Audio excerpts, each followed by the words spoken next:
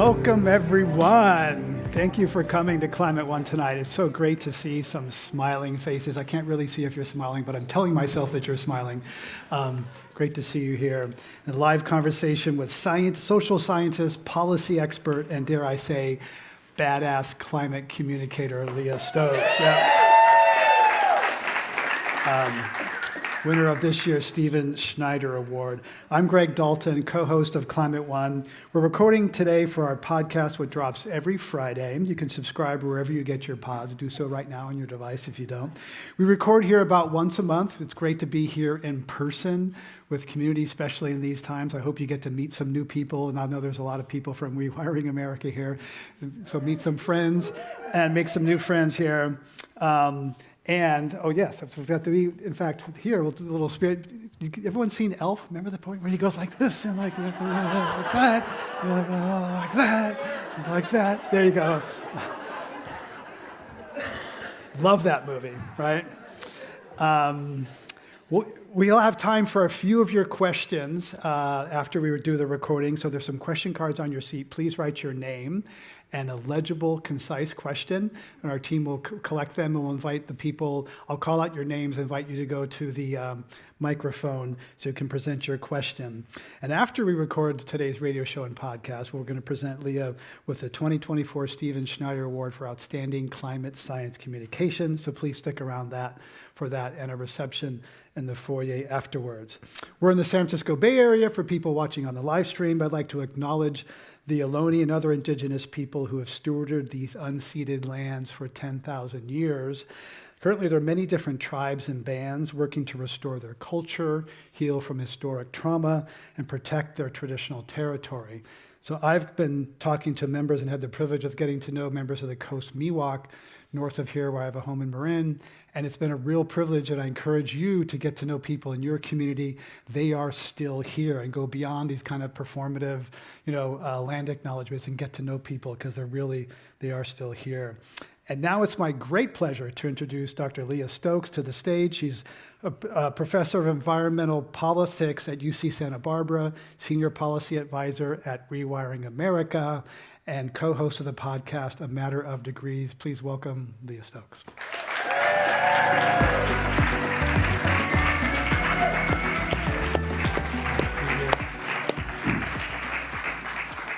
Welcome. So great to have you here. Well, we both kind of got into this around 2007. That's kind of when I had my climate awakening.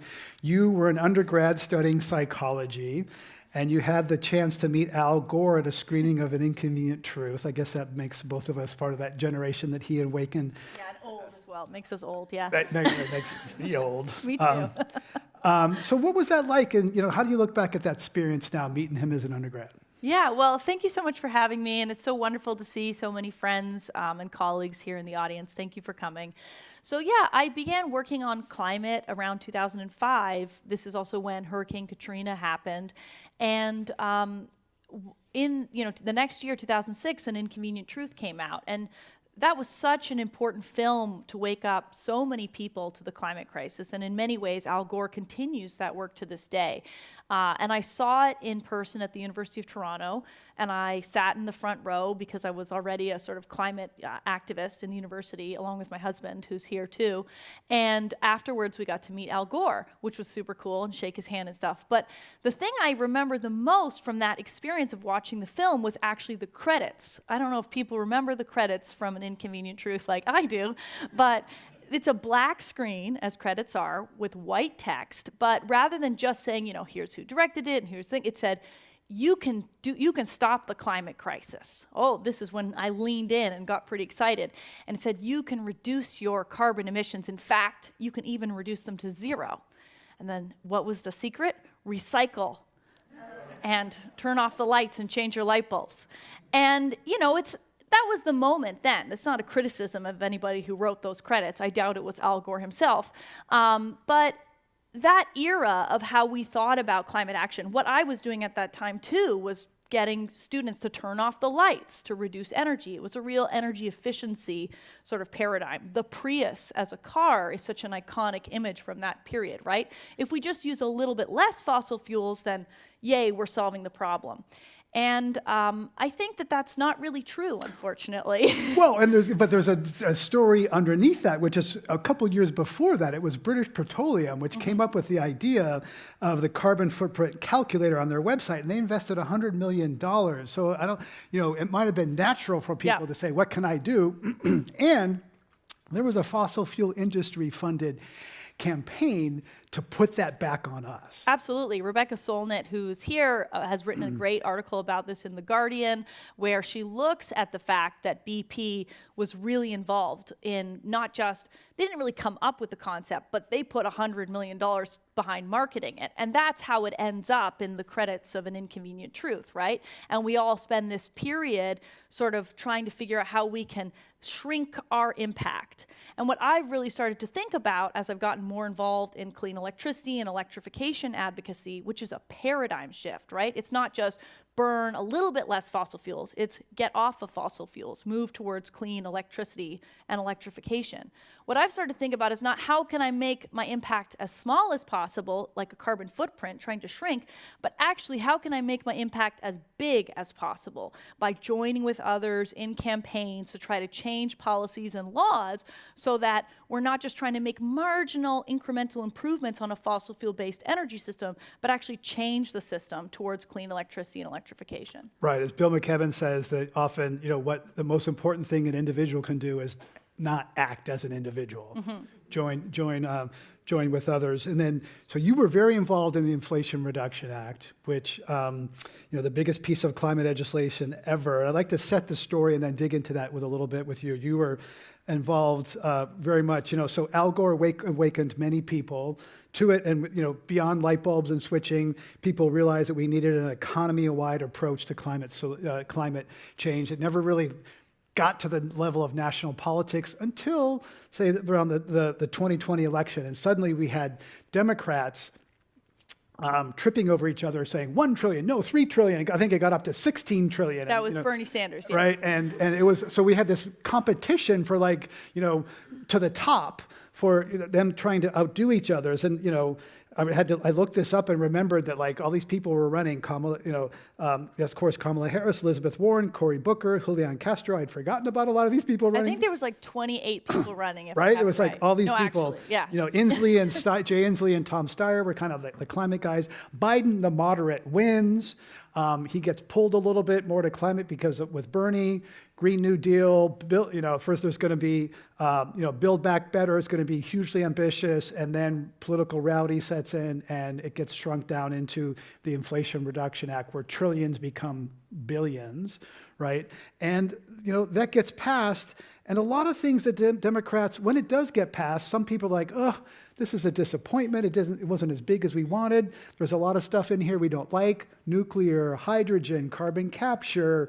And my idea is that a lot of it's tax policy, many carrots, not many sticks, very different than where the Democrats were 10 years earlier with Waxman Markey. Is that an accurate picture, basically? Yeah, okay. Generally. So then so my idea is that a lot of the things that are in there that Democrats and climate people initially didn't like are now what's going to keep it alive, because those things are in there. If it had been what Biden really wanted, the new administration would be taking a sledgehammer. Instead, they're going to be coming with a scalpel. And so isn't that disappointment from some years ago a good thing now, because this policy that you work so hard on is more likely to live? Yeah, well, the Inflation Reduction Act, it's really hard to estimate how much money will actually be. It only got harder after the election. It's only 2 years in, right? Yes, it's only 2 years in. There's, a huge chunk of money that are grants, which is money that will hopefully disproportionately benefit lower income folks, communities of color, disadvantaged communities. That money will often flow through the states. So there are programs, for example, to help everyday Americans get a heat pump. For example, the state of California, as well as New York, have already opened up these programs that if you make a certain amount of money, you can go online and see if you can get a rebate back from the state to, put a heat pump or heat pump water heater in your home. So those programs, when the money is out the door and in the state coffers, it's not like the Trump administration can take that money back. the money that is harder to estimate, and part of the reason why we don't know exactly how much money we'll spend, is all these tax credits. And there are a lot of them. And there's no ceiling on them, right? These are uncapped tax credits. Yeah. That's something that could change. The Republicans could decide to cap them. But that is probably not a very popular thing to do, because as a lot of different trackers have been showing, like, for example, the Clean Economy Tracker, 3/4 of the money is flowing into Republican districts. So if you look at, for example, where these tax credits to manufacture batteries or solar panels are going, they're disproportionately going to Republican-controlled members of the House and Republican senators' districts. And so why would these senators and members of Congress get rid of jobs in their own backyards, especially manufacturing jobs that, provide good paying, living wages to families that are, theoretically voting for them? So those are the policies that are going to be fought over in the next probably 2 years before the 2026 midterms. And my bet, I could of course be wrong, is that corporations are going to show up and say, we want these policies to stick around and keep them. Well, already, when Trump was elected the first time, the auto industry was right out of the bat saying, okay, we want to undo some of these things that fuel efficiency standards that Obama put in place. This time, the auto industry is saying, hey, that EV tax credit, we'd like to keep that in place. So the industry is in a very different place. Even some of the fossil fuel billionaires that are influential in this administration have made renewable bets. So it seems like, so you wrote a book on, interest groups in the battle over clean energy. I'm curious what you see as kind of the shifting alliances, because it's a real scramble going on. This is not 2016, it's not 2020, and it's not clear, and maybe the battle lines aren't drawn yet in terms of the U.S. chambers in a different place, auto companies are in a different place. How do you see kind of this shaking out, or is it too early to tell? Yeah, so this book that I wrote, it's called Short Circuiting Policy. It's an academic book, but a lot of practitioners have read it, which was shocking to me, because when I was writing it, I thought it was the most useless thing I had ever done in my life, and why was I wasting so much time on this thing when the planet was on fire? But it turns out that a lot of people have read it who are activists because they find it useful. Because I asked the question of why do some laws continue on and why do others get rolled back? That's exactly the same question we find ourselves asking right now. Is this law going to continue on, or is it going to be rolled back? And one of the patterns that I talked about was interest group power. So basically, if you have opponents, like, for example, fossil fuel companies with very strong ties to the government, who have a lot of money that they give through campaign contributions, and they capture the courts, and they capture the bureaucracy, and they capture the public opinion, they can use that power to roll back laws or even just weaken them during implementation. But if you start to have the clean energy industry have power in a similar way, where they're well networked with, members of Congress, with the executive branch, with the presidency, where they are influencing public opinion and influencing the courts, they can start to battle these opponents to the clean energy transition. And people can have many legitimate feelings about, for example, Elon Musk. I'm sure many people do. But the fact is that he is a person who made money in not fossil fuels, but in solar and batteries and electric vehicles.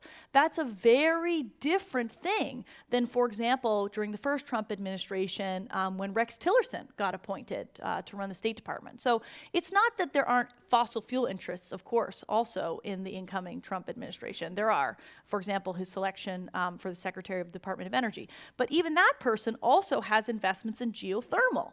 So you're just starting to see that things are not as clear-cut. It's not just the fossil fuel industry that controls sort of the Republican Party. You're starting to see some more complexity in the corporate interests. Right, and one example is, ExxonMobil CEO Darren Woods saying the U.S. should remain in the Paris Agreement to provide certainty for business. That's a different place. Well, some people think he says that because they'd like to mess up that agreement. I don't know what the intentions are behind saying something like that, but, I wouldn't necessarily trust something that he says personally, but and what the intentions are behind that. But my point is just that there are companies who are creating factories in South Carolina, in Georgia. A lot of these investments are going, for example, to the Southeast and the Midwest. And as you mentioned with the car companies, a lot of them have made bets that, hey, Electric vehicles are the future. Americans are buying them in more and more numbers. Let's move towards that. And they're saying, could you not roll back those emission standards and get rid of those tax credits? Because like we just made billions of dollars of investments and we'd like to sort of continue down that pathway. Right, and Tesla, Elon Musk make a lot of money selling carbon credits, so that's an incentive to keep the carbon markets in place. In his first speech after the election, President Obama said, quote, "Purity tests are not a recipe for long-term success." So I'm curious what you think about that and how that applies to climate, because sometimes there is a purity issue on the left about, being vegans and how pure people are, and we want these policies that are pure and not compromise with fossil fuel interests. Is this a time for, coalition building and questioning purity?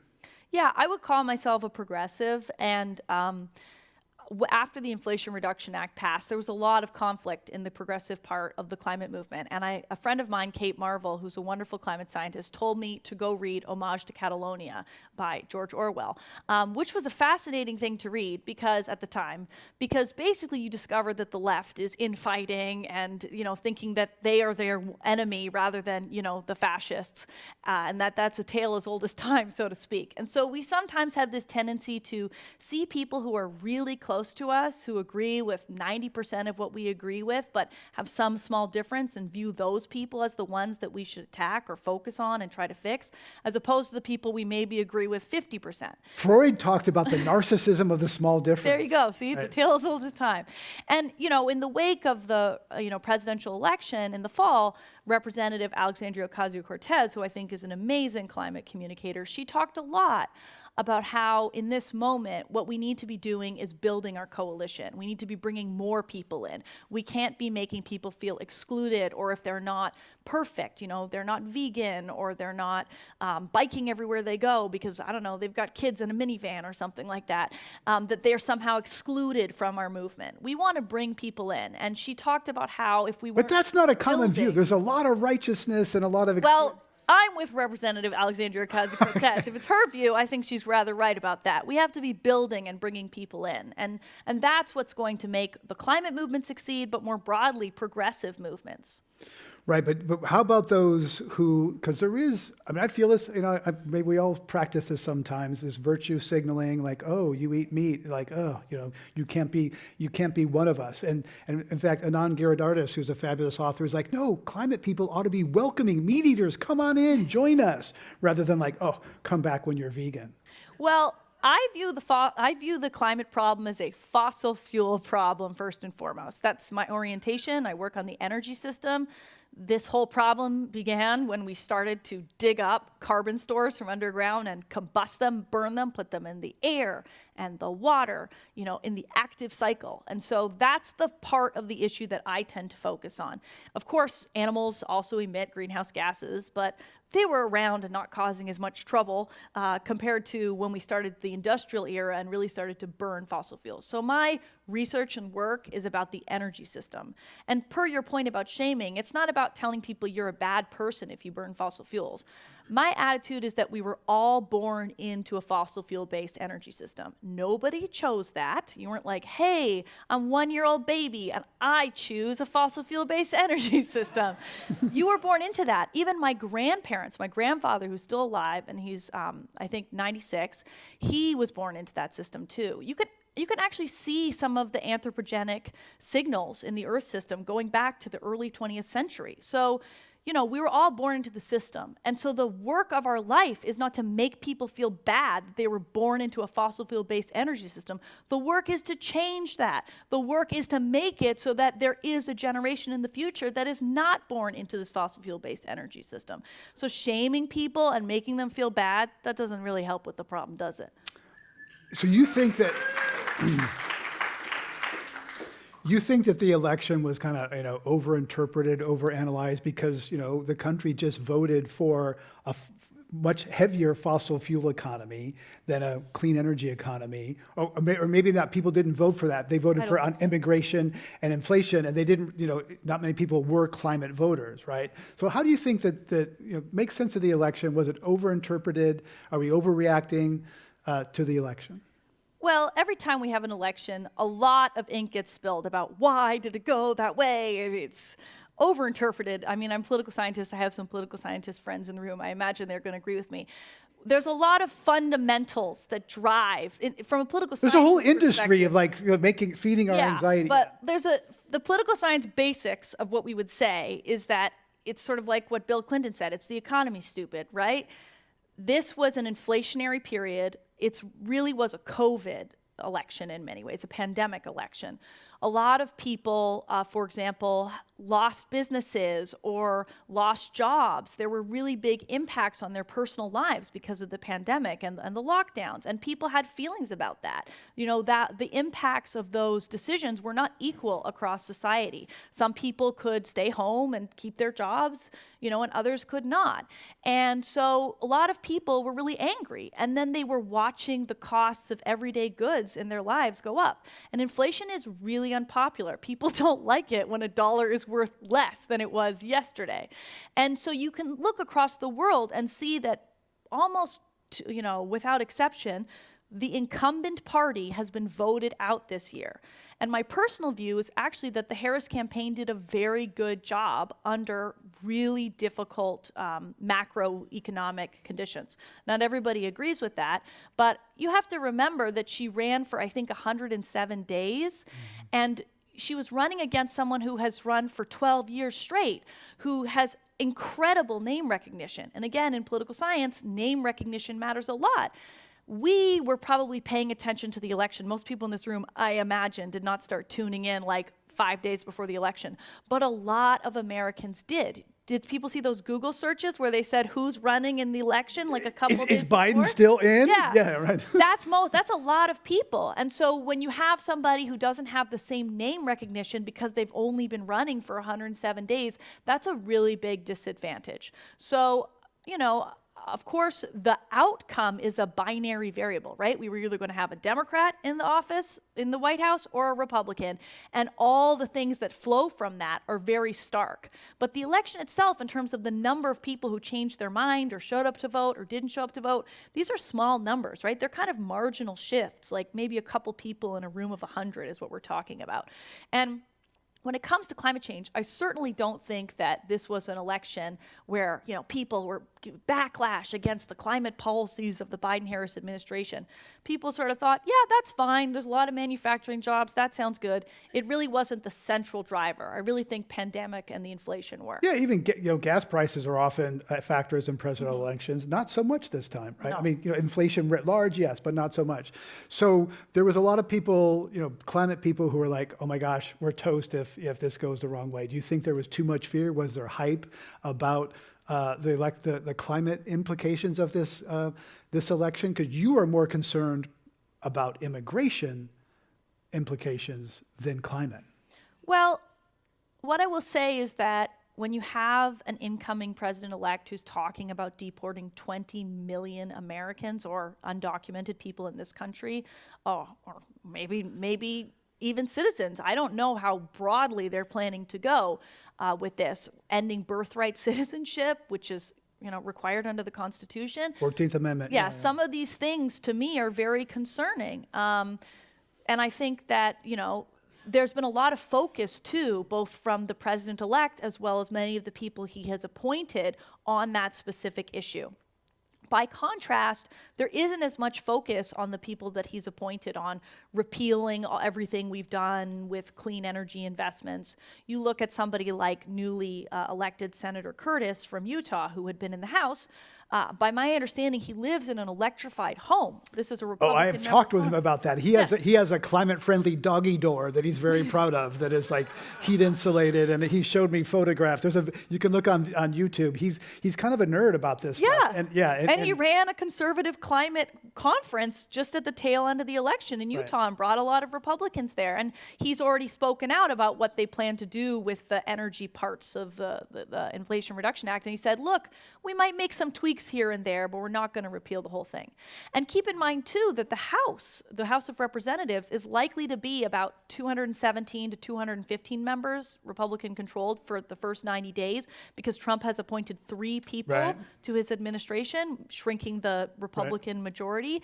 And if you look across the House of Representatives at any given time, somebody is sick, or they've died, or they've had a kid, or they'd like to run for the governor of New York, hypothetically. They've gone to jail. They've gone to jail. So, I mean, that is a razor-thin majority. I mean, Nancy Pelosi, she would do her best with that, but she would still have a challenge if she only had a 2-seat majority. So when you look at the things that are being said, the focus, it seems like, is really going to be on immigration.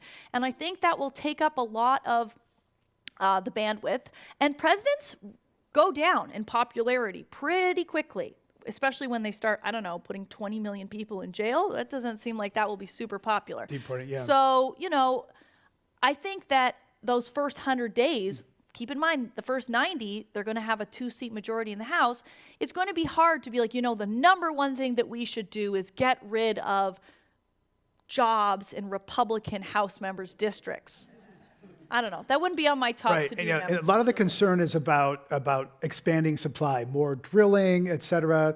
And I'll quote Darren Woods again, you know, CEO of ExxonMobil. Well, he doesn't think that expanding supply can happen so quickly because the industry is already working at capacity.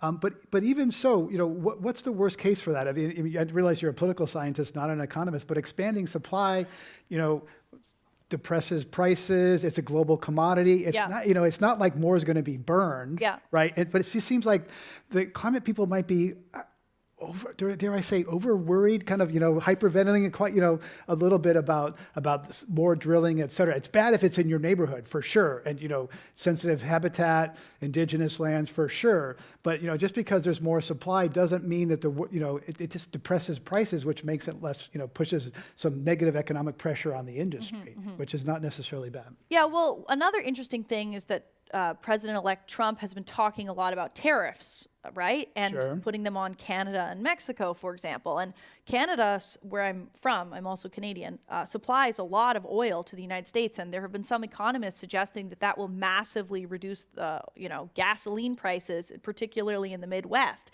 If he does this, that will also be very unpopular. So, yeah, I think that there will be some supply side policies that I don't agree with. You know, you have to wonder about, for example, LNG export terminals. The Biden administration could, for example, reject a bunch of LNG terminals before liquefied natural gas going toward Europe to help them get off Russian gas. Exactly. So they have a review going on right now at the Department of Energy where they could reject a bunch of terminals. I hope they do that as some of the last executive actions of the Biden administration. But you can imagine that the Trump administration will try to do more fossil fuel extraction.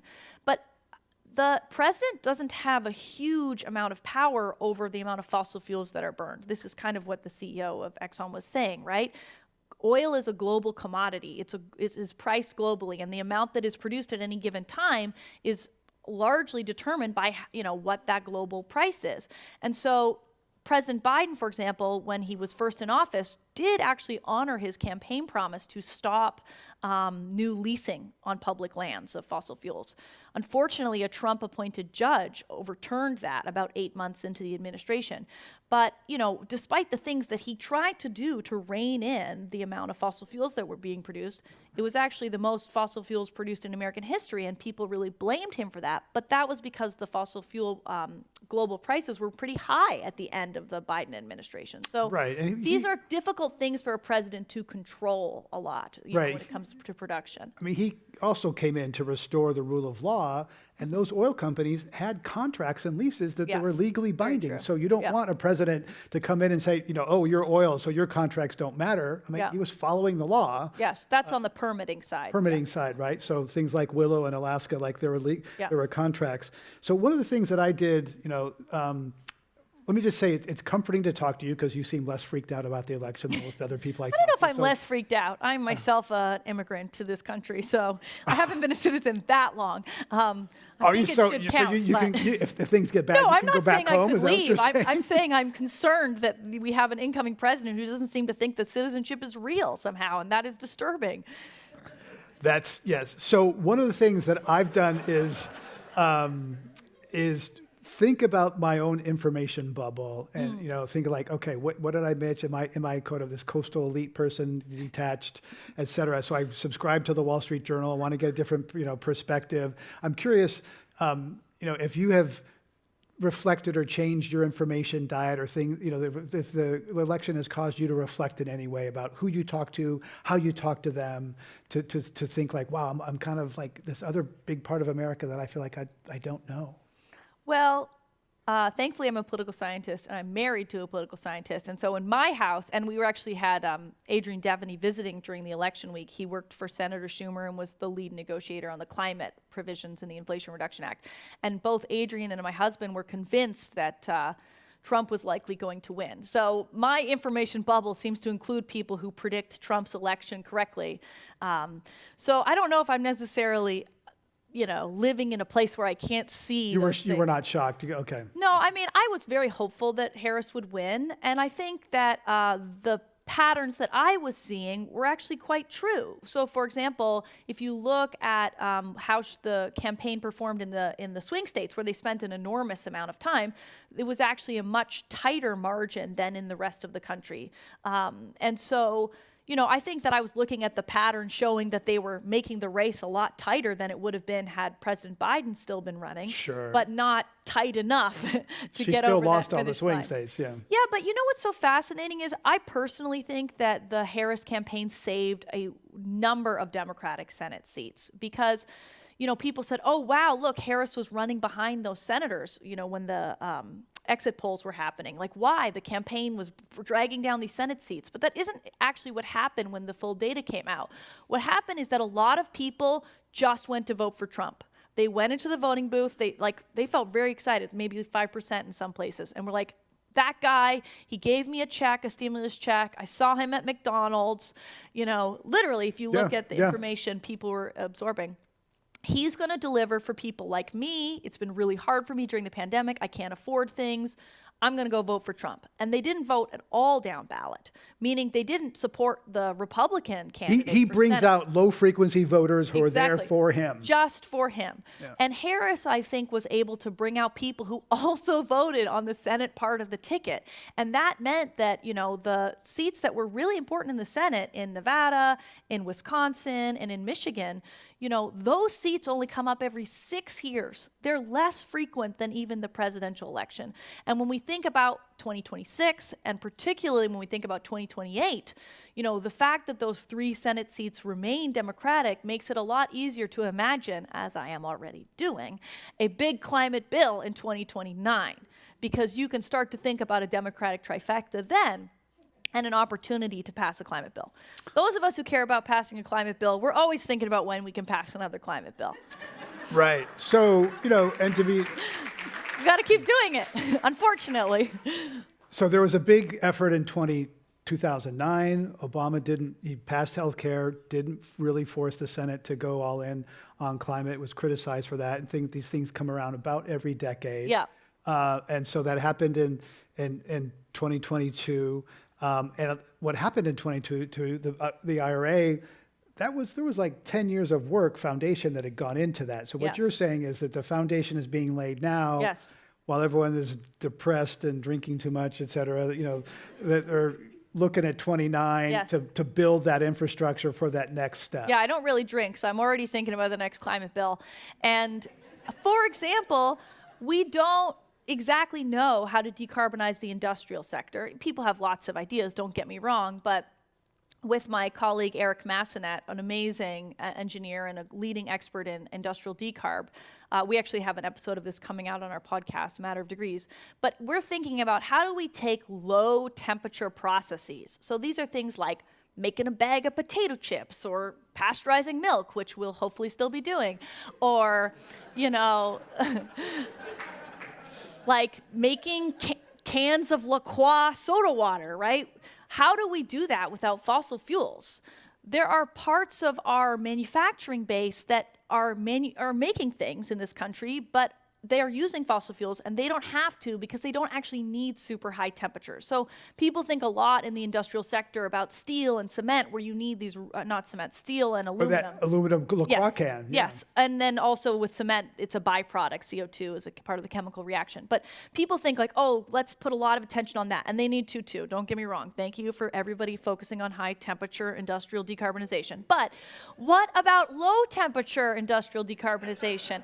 How are we going to do that? We've got to figure that out. So we have a roadmap project right now trying to think about how we do that. How could we get some pilot projects going on in various states? You know, we have to do that. And we don't exactly know how, from a policy perspective, we can make that happen. So now is the time to think about what do we need to get done in hopefully when And get there's industry window. on board so Yes. they're not fighting this. Yes, and give them carrots, you know, rather than just sticks. I mean, I am very pro carrots. So people criticize the Inflation Reduction Act and they say, well, there was no carbon tax and carbon price.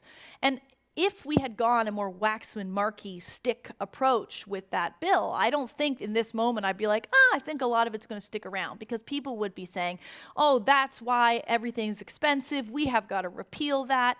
Going this more incentive-based carrots approach. Centrist, very and so you're saying let's go durable rather than Yes. pure and Yes. ideal. So Yes. Green New Deal might be the virtuous path.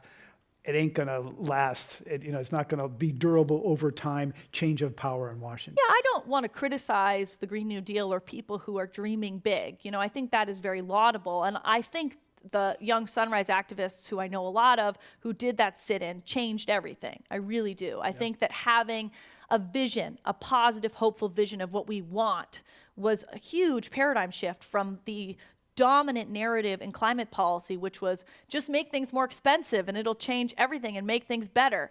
Price on carbon, Yeah, price on carbon. or bust. I mean, that wasn't a hopeful, positive vision. So I do feel that the Green New Deal as a big idea was a big change. And the way that that went through the sausage-making process of the United States Senate was the Inflation Reduction Act came out the other side. But, you know, Sunrise, Representative Alexandria Ocasio-Cortez, Senator Markey, all the people involved in the Green New Deal deserve a lot of credit for what eventually passed in the Inflation Reduction Act. So you need that big aspiration, and eventually it gets down to something else when it goes through. You know, after Trump's first election, people took to the streets, March for Science, March for Women, putting on certain types of hats. Pink ones, I think, yes. Yes, thank you.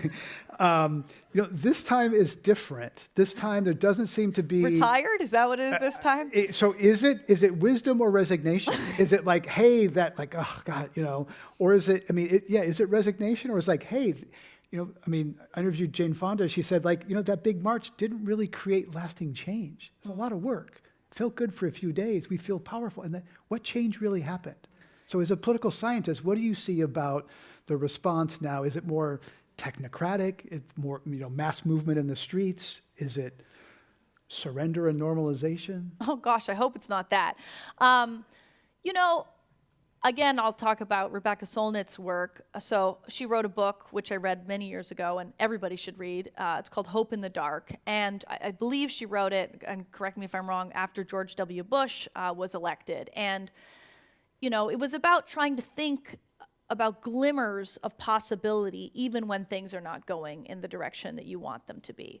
I don't know how anti-democratic the next 2 years, let alone 4 years, will be, because keep in mind, in 2 years there will be a midterm. And again, as a political scientist, we have this thing called a thermostatic response, meaning people tend to go in the other direction after we go in one direction. So we had 2016, which Trump was elected the first time, but then the 2018 midterms is a huge progressive swing where the squad first gets elected, the Green New Deal starts happening, you get this counter.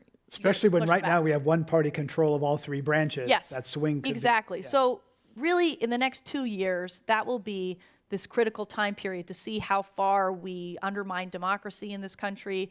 I think a lot of people are ready to push back. Whether that looks like marching in the streets or, you know, challenging things that the Trump administration does legally, as for example, Earth Justice did so much during the first Trump administration. I don't know. But I do think that people are tired, is what my general hypothesis is, right? We've all gone through this pandemic. It's had huge impacts on a lot of different people. And I don't think that means that people are resigned. It just might mean that the way we resist or the way pushback happens is slightly different. And I think it might be more local, because I think the national is so toxic. People are just sick of the toxicity. Can be less toxicity on the local level, where things are like, I know you because you're in my city or my state, and there's, mayors can be less partisan or polarized because they have to pave the streets and get the garbage collected. So that's one thing. And that's also, often there's a swing when Washington goes anti-climate, there's a swing back to the states, and cities and states matter. That's where the carbon is, most energy, as best is delivered through, wires and cables that are regulated at the state and local level. So maybe it's more, that's where people focus rather than Washington, the swamp in Washington. Maybe. This year, for example, in California, the cap and trade program, it raises a lot of revenue. And in the past, that money has gone to high-speed rail, which you may notice doesn't exist yet, but maybe someday. But what if they're starting to think about how they want to spend that money? And what if they spent it on some of the ideas that we've just seen federally? So, for example, helping everyday low-income people in California electrify their homes or their apartment buildings? What about getting heat pumps for schools, as the great group Undaunted K-12 has been working a lot on? What about getting more money to do solar community microgrids in the cities and counties across the state? That's an opportunity just in California this coming year to do a kind of, Green New Deal, Inflation Reduction Act investment program towards building what we want to see. And this happens in states all the time. For example, a colleague of mine at Rewiring America worked in Colorado this past year to get hundreds of millions of dollars in the Excel electric utility territory to help people electrify their homes. That was actually more money that they helped get through this state action than the federal investments through the Colorado rebate programs for homeowners. So, there's always stuff to be doing when it comes to climate policy. I like to say I have permanent employment for the rest of my life because this problem is so big and vast and endless, unfortunately. I don't want that, to be clear. I'd love to solve the climate problem and do more crochet or something like that.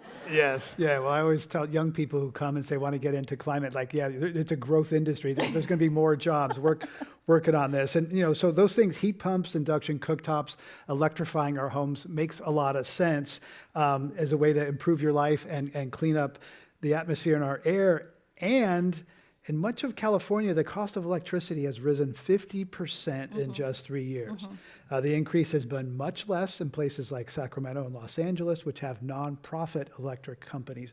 But rising electricity prices are really starting to undermine this electrification and change the narrative. Because I used to say, people, I've been driving an electric car for 10 years, I could always confidently say electricity, whatever it is, I can't do the math of kilowatt hours to miles per gallon. Electricity will be cheaper than gasoline. It's getting harder to say that now. Well, that isn't actually true for cars in California. So you still save money. It's something like $1 to $2 per gallon if you're going to take the kilowatt hour to the oil.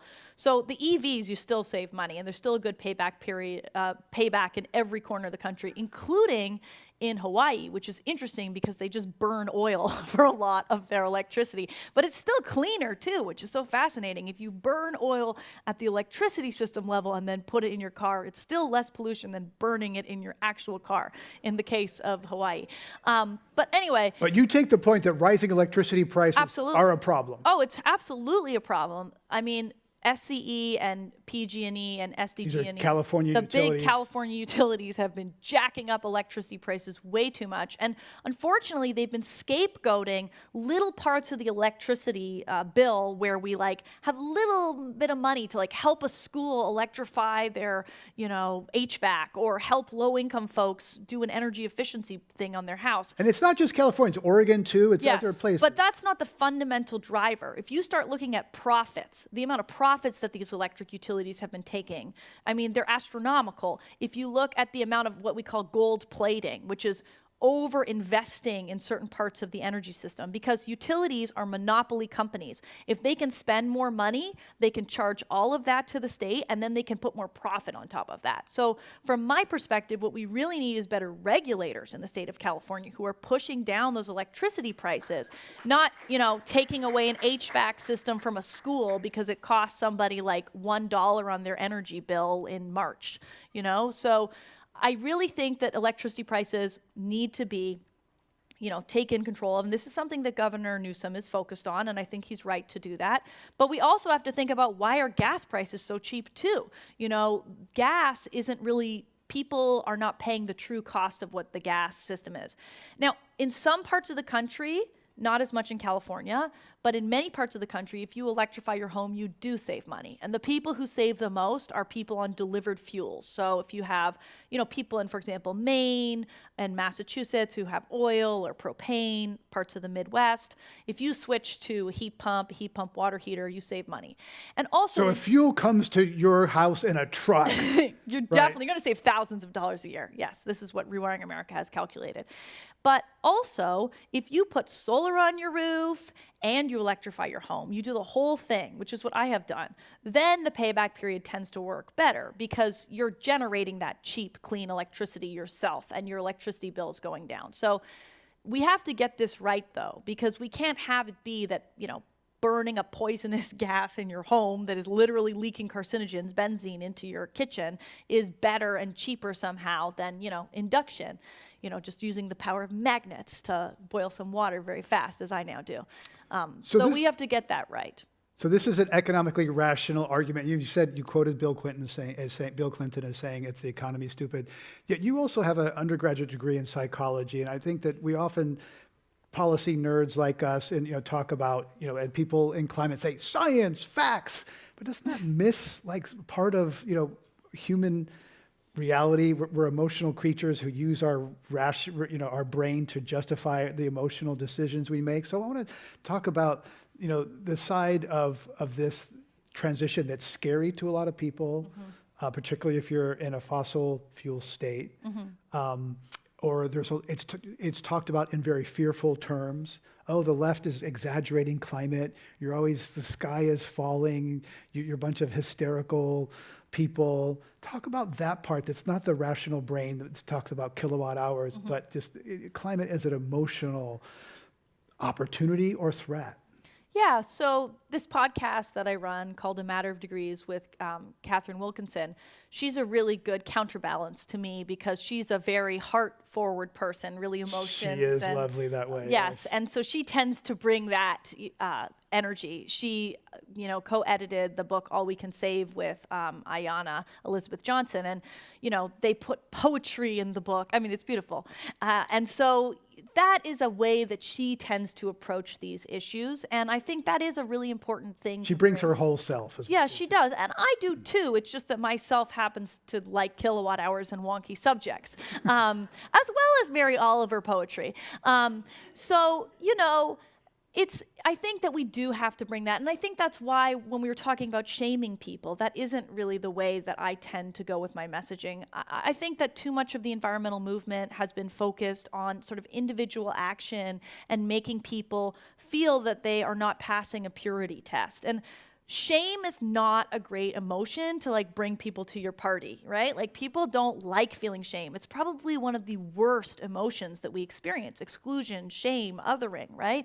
And so I think that we have to build a movement that calls people in, that makes them feel part of something fun. It's more like throwing a party, right? Rather than saying to people, you're not invited.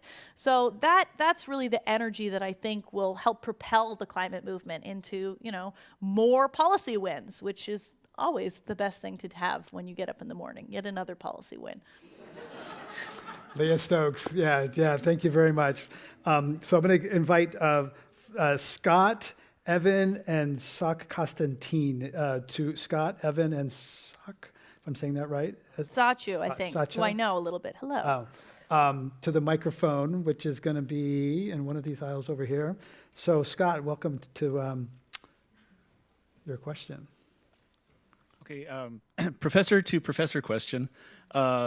as a college educator, how do you most effectively engage with this new generation right now of university students, including those who either didn't vote or perhaps voted for Mr. Trump? I think young people are really engaged on climate change. If you look, for example, even at young people who are conservative or Republican, they believe in climate change in higher numbers, they care about it. I think that this narrative that we had for a long time, certainly when I was an undergrad, that this is something like for our great-grandchildren and maybe also polar bears. That's not really the way young people see it anymore. They're like, there was a heat wave that killed all these people, say nothing of those hurricanes, and My home insurance got canceled. yeah, they might not have noticed that because they're young people, but it's true. Maybe their parents' home insurance got canceled. Yeah. Yeah, you know, they're freaked out, and I think that that is a useful emotion, but you can't just end with fear. Action is really such an important part of, you know, feeling empowered, and young people can get involved on their own campus. That's the first climate activism that I did. It's the first climate activism that a lot of people do, like Jamie Henn, for example, when he was working with Bill McKibben as a student and helped found 350.org.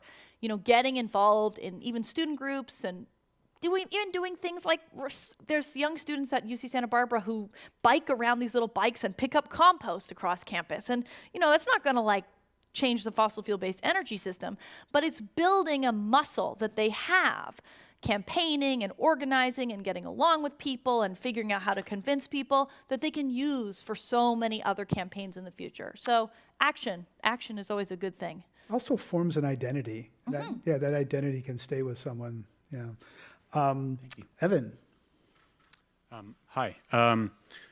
What are your thoughts on the nonprofit conservationist groups that prevent or stall permitting for clean energy groups, considering that these groups are also involved in campaign finance, and on top of that, they get anonymous donations in the sum of millions, sometimes tens of millions of dollars, and where that money comes from, hard to say.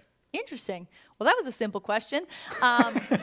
I have a colleague at UC Santa Barbara. So UC Santa Barbara has a lot of political scientists working on climate and clean energy, which is super fun.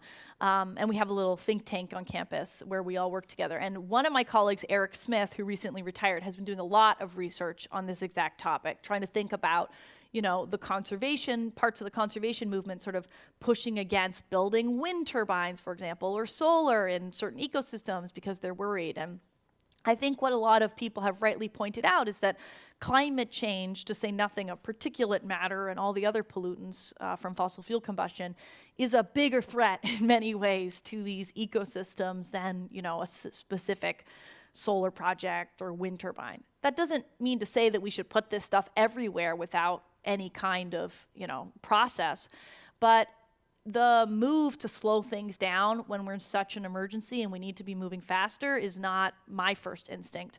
That being said, you know, we can build a lot of stuff in the urban environment. So for example, in Santa Barbara, I'm working on building a giant virtual power plant, which is basically sticking a lot of solar and batteries in the actual community. So I think the first thing that we should be doing is trying to build things in the built environment, but you know, we can't say no to every single transmission line or solar panel or wind turbine.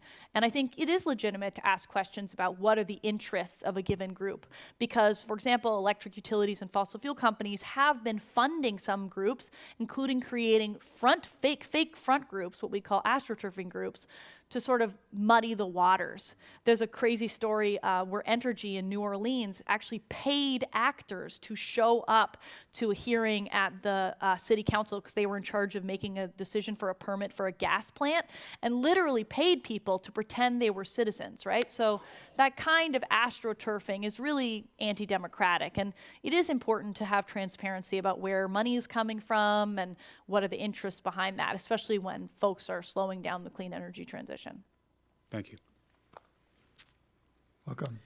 Hey, Leah Stokes. Thanks for remembering my name as a certified fanboy. It kind of made my night. Well, it's mutual. Yeah. And pick up on some themes that you have already touched on, including that last one. And I'll let you run with this. But when are we going to end the feud between rooftop and distributed solar behind the meter and large-scale renewables in general, but certainly large-scale solar, right? We know they actually work better together to drive prices down. This is an affordability question, a speed and scale question. I'm just curious, since you're a comms expert, how do I make that clear to people? Well, I think that might be your life's work, my friend. But I love that slogan, better together. Yeah, the thing is that we have to do it all, right? That's the benefit of the clean energy transition. There is so much to do, right? And we have to do it everywhere. And that means it's going to create a lot of jobs. And it kind of means that the answer is yes and, typically. It's not either or. I remember down in San Diego, I have a colleague, David Victor, who's a political scientist, and he tends to get attacked a fair amount, even though I think he's actually a very good actor who cares a lot about climate change and has worked on it a long time.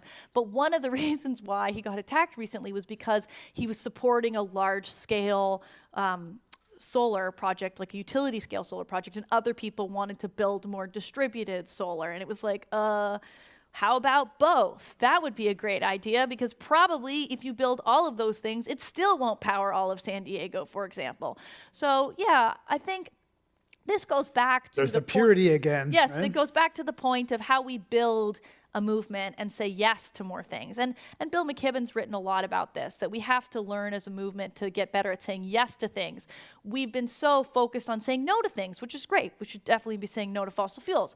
But there's a flip side to that, where if we organize our movements too much around saying no to things, that it can be harder to build that muscle about how we say yes and build coalitions and build stuff in the world. So I wish you great luck with tackling that problem. It's important. All right. Well, this has been fabulous. Thank you for those questions. This has been a fabulous conversation. I feel better than I do, more optimistic, more informed. The doomers would say that is my naivete and the disease, the mind disease I'm spreading out there by making you feel good while the planet's on fire. They sometimes say that about me.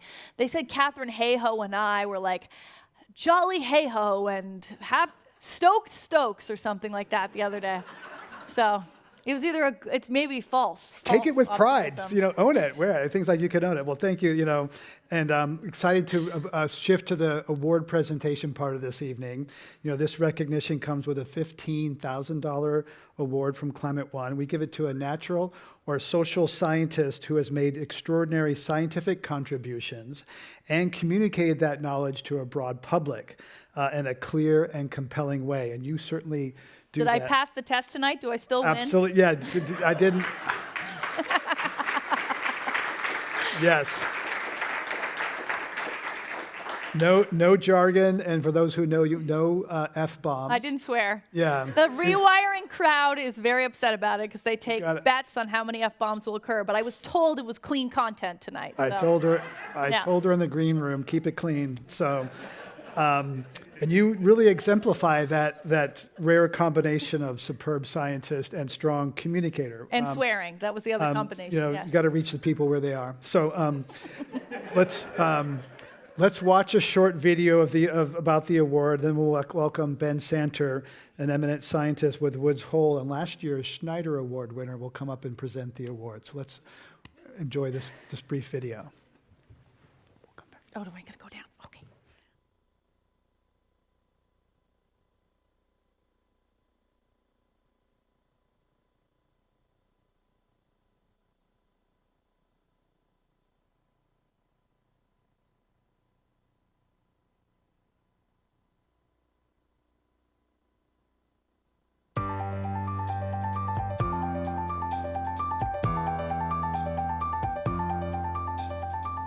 What are we playing with? The planetary life support system. This is not just an academic exercise. This is something we've got to have people deeply engaged in because we're talking about the sustainability for their children, the grandchildren, and the rest of nature, our behavior. Very early on, Steve recognized the necessity of talking about climate change to the broader public.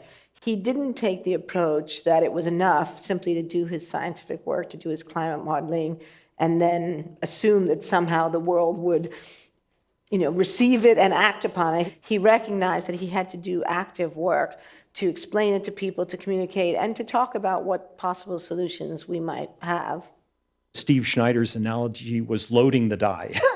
we're changing the dice so that it's more likely to get longer lasting, more extreme events. Think droughts, floods, heat waves, and that's bad. We're playing a game that's not a game, and we're loading the die in favor of bad outcomes.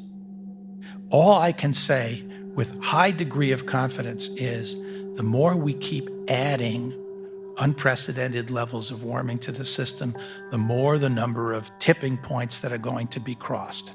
We know for sure they're there. We don't know for sure where they are. Steve was such a stalwart champion of science and of rigorous thinking. He loved a good fight, and he saw this as a worthy fight. He was just this amazing figure. He was somebody to emulate. In 2010, Steve was in Europe at a conference, and he wrote to me and said, I've got to stop burning the candle on both ends and in the middle too. He intended to fly back from Europe, land at San Francisco Airport, come to San Francisco at Climate One for an event on climate communication, enjoy a dinner with some other people. I received an email that day that he died on the plane on the way back. And I was devastated and crushed, and so were many other people, to lose such a luminary. We remembered him that evening, and I soon after created an award in his honor.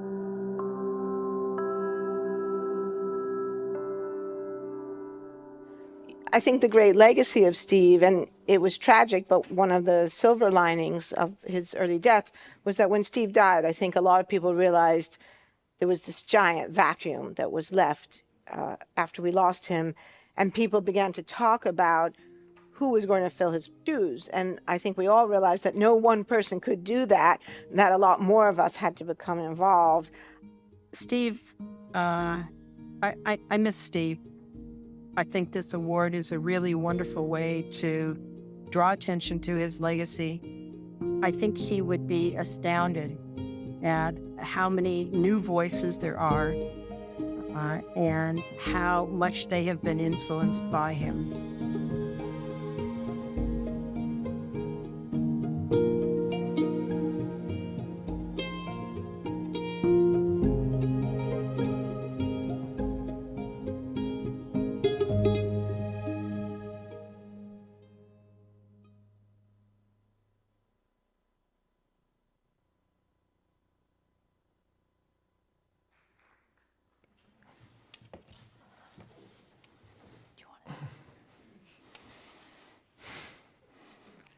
Leah, you are the 14th Schneider Award winner. You've devoted your extraordinary career to changing energy policy, and you've been remarkably successful in doing that. Your fingerprints and the fingerprints of your colleagues are all over the historic Inflation Reduction Act.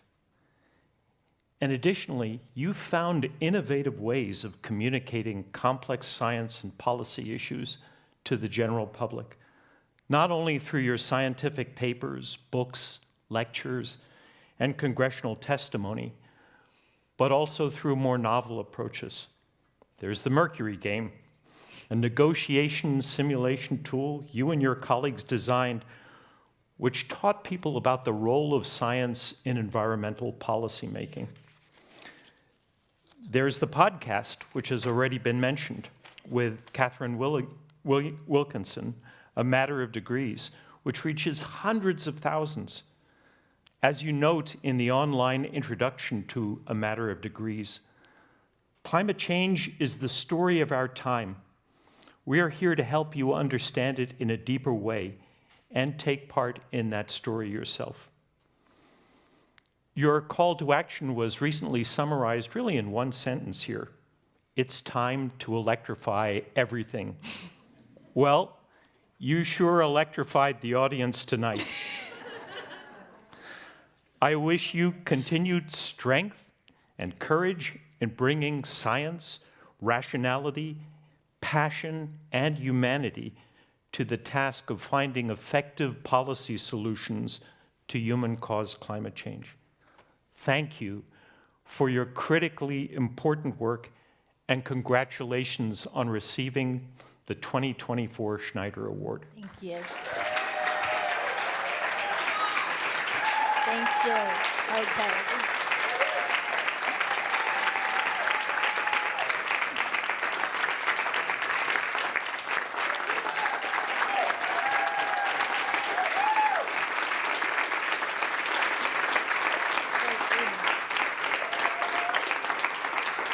I'm going to leave the stage to Yes. you the next couple of minutes. Well, thank you so much. I just wanted to thank a few people, if that's okay. So first of all, I wanted to thank Climate One, including Greg Dalton and Ben Santer, who was last year's winner, and just acknowledge that when I found out I won this award, the people who've won it before me are really amazing communicators, including my fellow Canadian and friend, Catherine Hayhoe, who's wonderful. And so I really felt honored to be in their company. I also want to thank the folks who decided I should get this award, which were Naomi Oreskes, Marshall Shepard, and Mira Subramanian. Naomi Oreskes is someone I admire greatly, and so are Marshall and Mira, and it really means a lot that they somehow thought I should get this. I want to say thank you to my colleagues at Rewiring America, so many of whom happen to be in San Francisco today, and here to hear that I'm still on the electrification propaganda machine all day, every day, pushing heat pumps. And I want to thank a few friends in the audience who came, including my best friend, Danielle Westbrook, and Rebecca Solnit, who is somehow my friend. I don't understand that. I've read so many of Rebecca's books, not all of them, because she's very prolific. But it's so cool that she is my friend. I also want to thank my colleagues at UC Santa Barbara, including my dean, Charlie Hale, who's really supported me in just talking to the media like 200 times a year and getting credit for that somehow as a professor, kind of a little, not normal for a dean. And I want to thank my parents who are watching on the live stream in Toronto, who really instilled so much of this in me. And my husband, who is here today, who is also a climate political scientist, Matto Mildenberger, and who has been by my side. And then finally, my twin 3-year-old children, who strangely teach me about myself. People don't necessarily talk about this with parenthood, but you learn who you are in a deeper way when you have kids, and that was not something that I expected to experience. And they also give me so much motivation. When people become parents, and I'm writing a book about this right now, they think about like baby-proofing their home or not feeding them chemicals or something, which are valid and important things to do. But they don't think as much about like how they could pass laws that would make the world better for their kids to grow up in. And I'm writing this book right now about several people, some of my amazing friends, Sonia Agarwal and Adrienne Devaney, who really oriented their life like that and said, hey, the way that I'm going to make the world better for my kids is by passing a giant climate law. And so I'm just really grateful for those people and for our kids who really remind us of why we're doing this in the first place. So thank you so much for coming. It means a lot to me. I may never get an award like this ever again. And I want to say, thank you to Stephen Schneider for all the work that he did. I didn't know him, but I have a mentor from my dissertation committee whose wife Stephen was on her committee. So I'm like a second cousin once removed or something like that intellectually of Stephen Schneider. And, his legacy is profound. There's actually also a Schneider lecture at the AGU, and Peter Gleich won it this year and told me he couldn't be here because he has to go give the other Schneider lecture. So to have 2 awards named after you means you really must have done a lot. And so a lot of gratitude to his legacy as well. Thank you so much for coming. And I think there's a reception, although Greg will tell you about it. That's his job. Did you thank everybody to, give it up one more time.